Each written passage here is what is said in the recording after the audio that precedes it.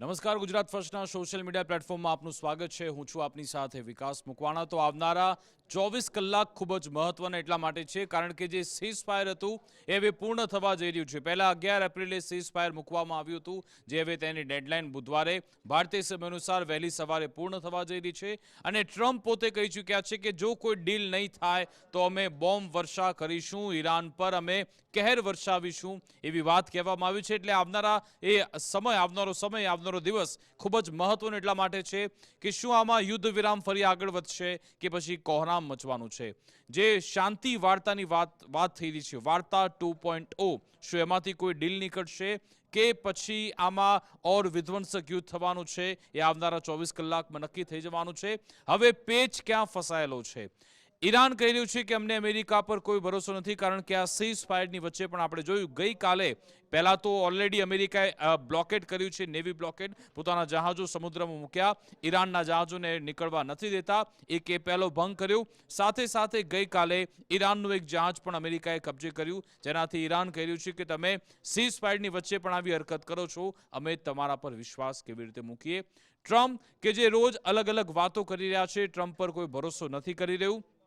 એક બાજુ ટ્રમ્પ શાંતિની વાતો પણ કરે છે અને એક બાજુ ઈરાનને તહેસ નહેસ કરવાની પણ વાતો કરે છે. આ તમામ વિશે વાત કરીશું કે ઈરાન આખરે શું મેસેજ આપી રહ્યું છે, અમેરિકા શું કહે છે. અને પ્રથમવાર એવું બન્યું છે કે ડોનાલ્ડ ટ્રમ્પ, જે સવાલ એમને પર ઉઠતા હતા કે શું ઇઝરાયલના કહેવાથી, શું નેતન્યાહુના કહેવાથી અમેરિકા આ યુદ્ધમાં આવ્યું છે, ટ્રમ્પ એ બાબતે પહેલીવાર સ્પષ્ટતા કરી છે, એ વિશે પણ તમને જણાવીશું. નેતન્યાહુ કે જેમની ધરપકડ માટે એક દેશે તૈયારી બતાવી છે, કયો દેશ છે એ વિશે પણ વાત કરીશું. ઓવરઓલ શરૂઆત કરીએ એનાલિસિસની કે આખરે શું થઈ રહ્યું છે મિડલ ઈસ્ટના આ યુદ્ધમાં અને હવે આ પરિસ્થિતિ ક્યાં જઈને પહોંચી રહી છે. ટ્રમ્પ કે મેં જે કહ્યું કે પહેલીવાર એમના તરફથી આ બાબતે સ્પષ્ટતા કરવામાં આવી છે કે શું ઇઝરાયલના કહેવાથી તે આ યુદ્ધમાં આવ્યા છે. ટ્રમ્પ કહી રહ્યા છે, Israel never talk to me into the war with Iran. The result of October 7th added to my lifelong opinion that Iran can never have a nuclear weapon. Did I watch and read through fake news, pundits and polls in total disbelief? 90% of what they say are lies and made up stories, and the polls are rigged much as the 2020 presidential election was rigged, just like the result in Venezuela, which the media does not like talking about. The result in Iran will be amazing, and if Iran's new leaders regime change are smart, Iran can have a great and prosperous future. ટ્રમ્પે કહ્યું છે કે ઇઝરાયલે મને ક્યારે પણ નહોતું કહ્યું કે આ યુદ્ધમાં અમે આવીએ, એ ભલે પછી 7 ઓક્ટોબર વાળી વાત હોય, પરંતુ મારો પહેલાથી જ એક ઉદ્દેશ્ય, મારી વિચારધારા પહેલાથી છે કે ઈરાન પાસે ક્યારે પણ ન્યુક્લિયર વેપન ન હોવા જોઈએ. અને પરિસ્થિતિ એવી છે કે પરિણામ અહીંયા આવવાના છે કે વેનેઝુએલામાં જેવું કર્યું હતું એના કરતાં પણ વિશાળ પરિણામ અહીંયા આવવાના છે. છતાં પણ જે અહીંયા પરિસ્થિતિ બદલાઈ છે, એમના લીડર્સ બદલાયા છે, જો એ લોકો સ્માર્ટ છે તો પછી ઈરાનના ઉજ્જવળ ભવિષ્ય માટે ડીલ સાઇન કરી શકે છે. આવી વાત ટ્રમ્પ તરફથી કરવામાં આવી. બીજી એક બાબત પણ તમને કહું કે ટ્રમ્પ તરફથી એ કહેવામાં આવી છે અને આ ખૂબ જ મહત્વની બાબત છે. The only thing that matters is that we finally, after 47 years, straightened off the mess that other presidents let happen because they don't have the courage of forest to the what to have been done with the respect of Iran.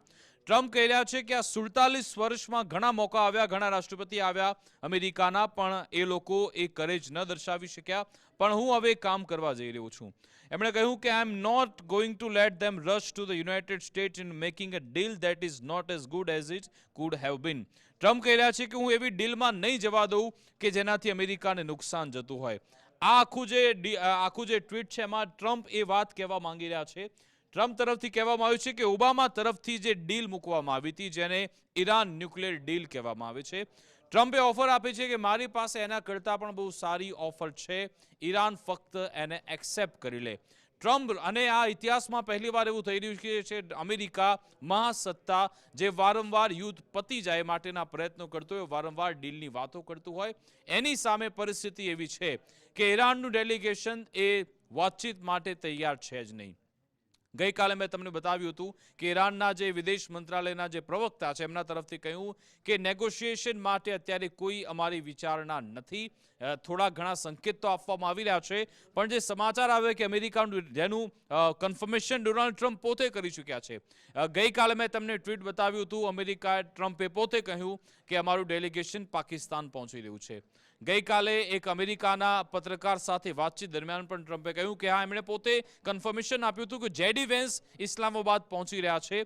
જો કે અત્યારે રહસ્ય અસમંજસ એ છે, suspense છે કે શું JD vans, વિટકોફ, Kushner એ બધા પાકિસ્તાન પહોંચી શકે કેમ? કારણ કે જો એ પહેલા પહોંચી જાય અને ઈરાન ત્યાં ન પહોંચે તો પછી એમના માટે એ શર્મિંદગી વાળો એક આખો ઘટનાક્રમ હશે. એટલા માટે અમેરિકા કે હજી ડિસ્ક્લોઝ નથી કરી રહ્યા કે આખરે ડેલિગેશન પાકિસ્તાન પહોંચ્યું છે કે કેમ. સામે જવાબની રાહ જોઈ રહી છે કે આખરે ઈરાન આમાં શું કહેશે. ઈરાનનું એક જ કહેવું છે કે પહેલા તો તમે એ બ્લોકેડ હટાવી દો. બ્લોકેડ હટાવ્યા વિના અમે પાકિસ્તાનમાં જઈશું નહીં. સાથે સાથે જે અમારા પર એટેક થઈ રહ્યું છે, અમારા શિપ જેના પર એટેક થઈ રહ્યું છે, એ શિપ પણ તમે પાછા આપી દો તો જ અમે આના માટે ચર્ચા માટે આગળ આવીશું, એવું કહેવામાં આવ્યું. વધુ એક મહત્વની બાબત ટ્રમ્પ તરફથી કરવામાં આવી. Make no mistake, president Trump would not drag the United State into the another disastrous deal with Iran. એટલે કે કોઈ પણ અમેરિકા ભૂલ એવી નહીં કરે જેના કારણે અમેરિકાને નુકસાન થાય. If deal happens under Trump, it will guarantee peace, security and safety. જો ટ્રમ્પના નેતૃત્વ હેઠળ ડીલ થશે તો પછી એ શાંતિ, સુરક્ષા આપશે, સેફટી આપશે, not only for Israel and Middle East, ન ફક્ત ઇઝરાયલ કે મિડલ ઇસ્ટ માટે પરંતુ યુરોપ માટે, અમેરિકા માટે અને તમામ જગ્યાએ. એટલે ટ્રમ્પ એની બાહેધરી લઈ રહ્યા છે, પણ આખું વિશ્વ અત્યારે શું ટ્રમ્પ પર વિશ્વાસ કરે છે કે કેમ, એક મોટો સવાલ છે. અને તમે આ જુઓ, આ છે રેપિડ રિસ્પોન્સ એકાઉન્ટ છે વ્હાઇટ હાઉસનું ઓફિશિયલ, એમના તરફથી સ્ટેટમેન્ટ આપવામાં આવતો છે. એમના તરફથી એક 60 મિનિટનો જે શો આવે છે એનો એક ટુકડો રિલીઝ કરવામાં આવે ને એમાં શું વાત થઈ રહી છે તમે જુઓ. તેમાં આ યુરેનિયમ વાળી વાત કહેવામાં આવી છે કે જે અત્યારે 60% જેટલો જે જથ્થો છે, માફ કરશો, યુરેનિયમ એનરિચમેન્ટ 60% સુધી પહોંચ્યું છે જે ઈરાન પાસે છે, એની વાત કરવામાં આવી. Iran steel has nearly 1000 pounds એટલે કે 460 kilo of highly enriched uranium, enough material if you enrich it just a little bit more for 10 to 11 nuclear bombs. એટલે કે આમાં એ કહેવામાં આવ્યું કે ઈરાન એ ક્ષમતા એની જોડે છે કે જો એની જોડે 460 કિલો યુરેનિયમ એનરિચમેન્ટ છે, થોડી જો મહેનત કરે તો 10 થી 11 જેટલા ન્યુક્લિયર બોમ્બ તે બનાવી શકે છે. એ કેપેસિટી અત્યારે ઈરાન પાસે છે. એ વાત અમેરિકા પોતે કરી રહ્યું છે અને આ રીતના જે મેસેજ આપવામાં આવી રહ્યા છે ખૂબ જ ખતરનાક છે. ગઈકાલે પણ વ્હાઇટ હાઉસે ફક્ત એમનું જે ઈગલ છે એનો ફોટો મૂક્યો અને લખ્યું લોકડ ઇન. લોકડ ઇન જ્યારે કહેવામાં આવ્યું છે, તમે ટાર્ગેટ જ્યારે એને લોક કરો ત્યારે આવો મેસેજ આપવામાં આવે છે. શું અમેરિકા ઈરાન માટે કોઈ ટાર્ગેટ નક્કી કર્યો છે કે કેમ, એક મોટો સવાલ થાય. અને હવે અમેરિકા તરફથી વારંવાર આટલા સ્ટેટમેન્ટ આપવામાં આવે છે. ટ્રમ્પ વારંવાર કહે છે કે તમે આવો ડીલ માટે ઈરાન શું કહી રહ્યું છે એ જાણવું પણ ખૂબ જરૂરી છે. આ છે મોહમ્મદ ગાલિબાફ કે જે એમની જે પાર્લામેન્ટ છે એમના સ્પીકર, એમના તરફથી આ મહત્વની વાત કહેવામાં આવી. Trump, by imposing a cease and violating the ceasefire, seeks to turn this negotiation table. એટલે કે ટ્રમ્પ વારંવાર એક તો સીઝફાયરનું ઉલ્લંઘન કરે છે અને પછી નેગોશિએશન ટેબલ પર આવવા માંગે છે in his own imagination into a table of surrender or to justify renewed war mongering. એટલે કે ટ્રમ્પ પોતાની એક એવી ઇમેજિનેશનમાં છે અને એ ઈરાનને સરેન્ડર કરવા માંગે છે, પણ એવું થશે નહીં. We do not accept negotiation under the shadow of the threats. આ ખૂબ જ સ્ટ્રોંગ લાઈન છે કે તમારી કે ધમકી ભર્યો જે છાયો છે એની અંદર અમે કોઈ પણ નેગોશિએશન માટે તૈયાર નથી. And in the past 2 weeks we have prepared to reveal new cards on the battlefield. આ પણ ખૂબ જ મહત્વની બાબત છે કે આ 2 વીકમાં ઈરાને પોતાના એવા પત્તા તૈયાર કર્યા છે, એવી સ્ટ્રેટેજી તૈયાર કરી છે કે જે અમે બેટરફિલ્ડ પર બતાવવા માટે રેડી છીએ. આ ખૂબ જ સ્ટ્રોંગ મેસેજ ગાલિબાફ તરફથી આપવામાં. એક તો એ કે અમે તમારી ધમકી હેઠળ કોઈ પણ નેગોશિએશન નહીં કરીએ. અમે બીજી વાત કે અમે લડવા માટે તૈયાર છીએ અને આ 2 સપ્તાહમાં અમે ઘણી બધી તૈયારી કરી નાખી છે, એવી વાત ગાલિબાફ તરફથી કહેવામાં આવી. ન માત્ર ગાલિબાફ પરંતુ એમના જે પ્રેસિડેન્ટ છે એ પણ આ જ વાત કરી રહ્યા છે. Honoring commitment is the basis of meaningful dialogue. એટલે કે તમારે કોઈ સંવાદ કરવો છે તો તમારે જે આપણા કમિટમેન્ટ થયા છે એનું સન્માન કરવું પડશે. જે આપણી ડીલ થઈ છે એનું તમે સન્માન નહીં કરો તો પછી કોઈ ડાયલોગ થશે જ નહીં. Deep historical mistrust in Iran toward US, એટલે કે એક ઇતિહાસ રહ્યો છે કે યુએસ હંમેશા ભરોસો તોડે છે. While unconstructive and contradictory signals from American officials carry a bitter message, એટલે કે અમેરિકા તરફથી જે મેસેજ મળી રહ્યા છે એ દગાખોરીના મેસેજ મળે છે. They seek Iran surrender. Iranians do not submit to force, એટલે કે તમે ઈરાનને ક્યારે, ઈરાનના લોકોને તમે એના પર બળજબરીપૂર્વક ક્યારેય પણ કામ નહીં લેવડાવી શકો. સાથે સાથે ઈરાન સરેન્ડર નહીં કરે, એટલે કે એમના સ્પીકર હોય કે પછી એમના પ્રેસિડેન્ટ હોય એક જ લાઇનની વાત કરી રહ્યા છે.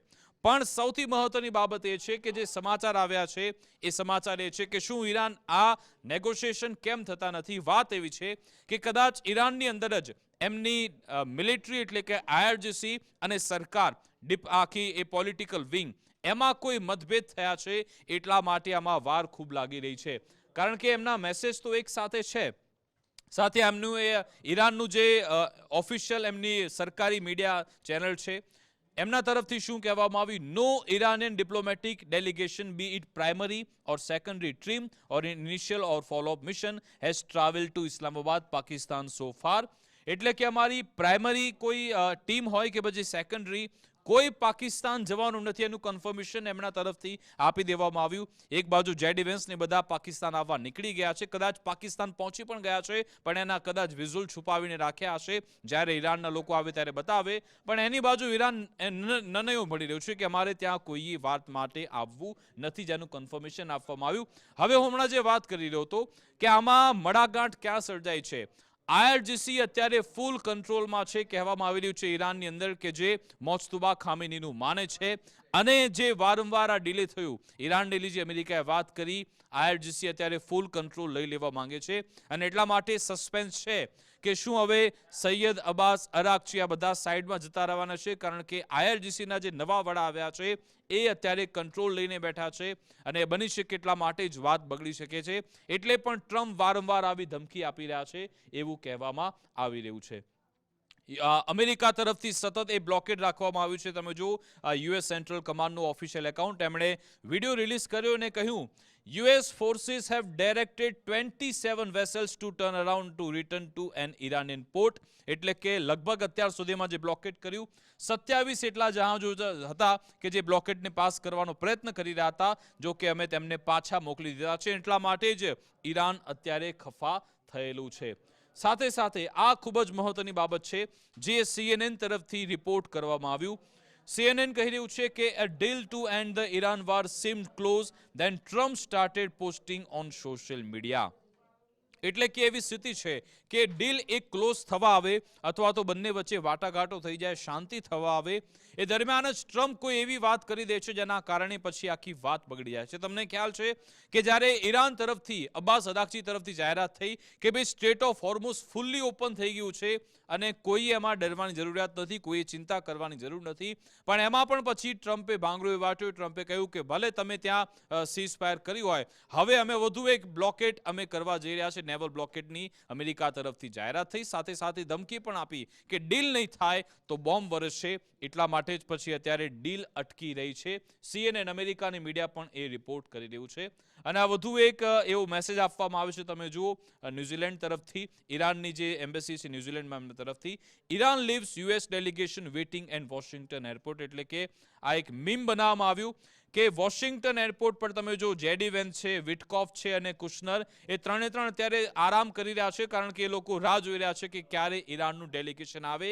આ રીતની મજાક ઉડાવવામાં આવી રહી છે. પણ જ્યાં સુધી no urgency for talks and leaves the door open only on his own terms. Boss show the no urgency. એટલે કે આ કોઈ અર્જન્સી અત્યારે બતાવતા નથી, અમે જ્યારે ઈચ્છું ત્યારે આવીશું. પણ હવે આ ફોક્સ ન્યૂઝે જે કવર કર્યું છે એ ખૂબ જ ચિંતાજનક મહત્વની બાબત એ છે, ગઈકાલે જે જહાજ પકડવામાં આવ્યું હતું, એ જહાજ જે ટોસ્કા નામ છે એનું, કે એને જે ચાઇનાથી ઈરાન પરત ફરી રહ્યું હતું, ફોક્સ ન્યૂઝે રિપોર્ટ કર્યું છે કે આ જહાજની અંદર જે કેમિકલ હતું એનો ડબલ યુઝ હોય છે. આ which US military says yesterday was inbound from China, loaded with dual-use chemical used to manufacture ballistic missile. એટલે કે જે જહાજ પકડાયું છે એમાંથી જે કેમિકલ હતું એનો ડબલ યુઝ થાય છે અને એમાંથી બેલિસ્ટિક મિસાઇલ બની શકે છે. એટલે ચાઇના ઈરાનને મદદ કરી રહ્યું છે, એટલા માટે જ પછી અમેરિકાએ જહાજને સીઝ કર્યું એવું રિપોર્ટિંગ પણ ફોક્સ ન્યૂઝ તરફથી કરવામાં આવ્યું. એટલે એ બતાવે છે કે ચાઇના ઈરાનને સીધી રીતે મદદ તો કરે જ છે અને ઈરાન કેવી તૈયારી કરી રહ્યું છે એ પણ આપણને આનાથી મળે છે. અને હવે આ સમાચાર પણ ખૂબ જ મહત્વના છે. હંગેરીમાં જે નવા પ્રાઇમ મિનિસ્ટર આવ્યા છે એમણે સીધી રીતે ઇઝરાયલ સામે મોરચો ખોલ્યો છે અને હવે એમના પીએમએ શું કહ્યું? Hungary's PM-elect Peter Magyar says he would intact an ICC arrest warrant for Israeli PM Netanyahu and detain him on arrival. એટલે એમણે સીધી રીતે કહી દીધું કે જો નેતન્યાહુ હંગરી પહોંચ્યા તો અમે તેમની ધરપકડ કરી લઈશું, કારણ કે અમે એના આઈસીસીના સભ્ય છીએ અને અમે હંમેશા એના સભ્ય રહીશું. અને જે લોકો પણ એના સભ્ય હોય છે દેશ, એ વોરંટ જો આઈસીસી કોર્ટનું હોય તો એને બજાવી શકે છે. એટલે કે જો નેતન્યાહુ હંગેરી પહોંચે છે તો અમે તેની ધરપકડ કરી લઈશું. ઓફિશિયલ એમના તરફથી આ વાત કહેવામાં આવી છે. PM elected said Hungary would stay a member of the International Criminal Court, એટલે અમે એના મેમ્બર રહીશું, which is predecessor Viktor Orban began withdrawing from last year. એટલે એના અગાઉના જે પીએમ હતા ઓર્બન, એ આમાંથી આઈસીસીમાંથી બહાર નીકળવાની વાત કરી રહ્યા હતા, પણ જે નવા પ્રધાનમંત્રી આવ્યા છે કહી રહ્યા છે અમે આઈસીસીના સભ્ય પણ રહીશું અને જો નેતન્યાહુ ભૂલથી અહીંયા આવ્યા તો એમની ધરપકડ થઈ જશે. આ એક મોટો સેટબેક અને ઝટકો એમના માટે છે. હવે સાથે સાથે બીજા મહત્વના સમાચારની વાત કરીએ તો યુએઈની એમ્બેસી છે યુએસમાં આવેલી, એમના તરફથી આ આંકડો રિલીઝ કરવામાં આવ્યો છે એક ઇન્ટરવ્યૂ દરમિયાનનો કે સૌથી વધારે એટેક યુએઈ પર થયા છે. કેટલા મિસાઇલ ડ્રોન એટેક થયા છે એનો ડેટા છે.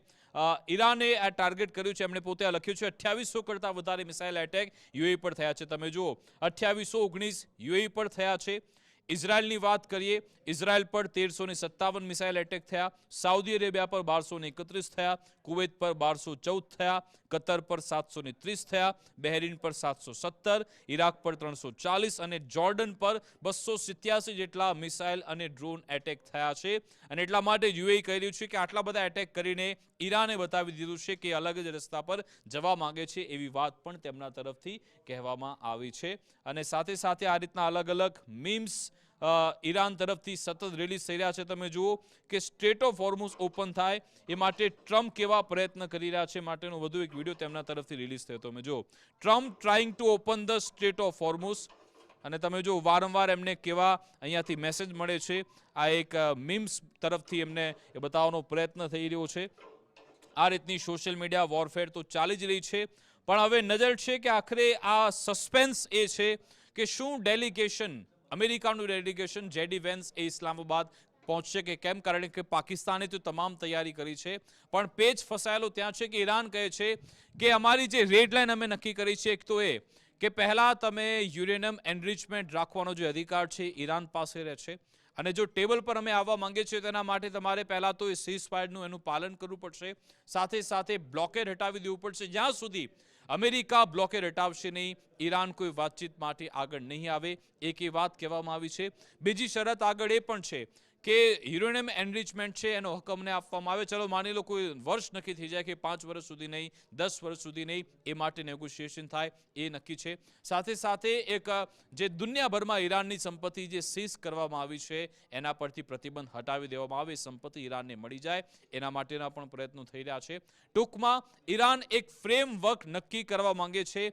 સાથે સાથે ટ્રમ્પ એવું ઈચ્છે છે કે એક એવી હેડલાઇન બની જાય, એક એવા સમાચાર બની જાય જેનાથી અમેરિકા યુદ્ધમાં જીતી ગયો છે, એવી ડીલની તપાસ અત્યારે, એવી શોધ ડોનાલ્ડ ટ્રમ્પ કરી રહ્યા છે. પણ એની સાથે સાથે એમના જે અનાપ શનાપ જે નિવેદન છે એના કારણે આ વાત ક્યાંક અટકતી જોવા મળી રહી છે. હવે આવનારા 24 કલાકમાં શું થાય છે એના પર નજર છે. શું કોઈ પીસ ડીલ થાય છે અથવા તો લિમિટેડ કોઈ ડીલ નક્કી થાય છે કે પછી સમુદ્રની અંદર જ આવું મોટું યુદ્ધ શરૂ થઈ જશે, એના પર નજર છે. કારણ કે IRGC જે મેસેજિંગ આપી રહ્યું છે, એમણે જે એક ઓડિયો રિલીઝ કર્યો હતો કે અમે કોઈ આવી ઇડિયટની વાતમાં નથી આવવાના, અમે ફક્ત અને ફક્ત મોજતુબા ખામેનીના મેસેજને ફોલો કરીશું, જોઈશું કે IRGC પોતાના શું એના રસ્તા અપનાવે છે, કેવા નિર્ણય લે છે. કારણ કે અમેરિકા જો પોતાનું નેવી બ્લોકેટ ત્યાંથી નહીં હટાવે, IRGC કોઈ હુમલો કરશે કે કેમ, સાથે સાથે મિડલ ઇસ્ટના જે બેઝ છે ત્યાં શું કોઈ હુમલા કરવામાં આવે છે.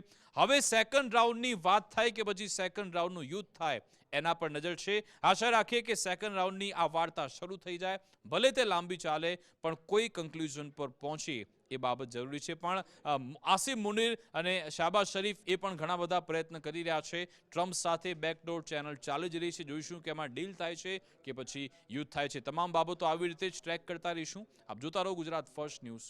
નમસ્કાર.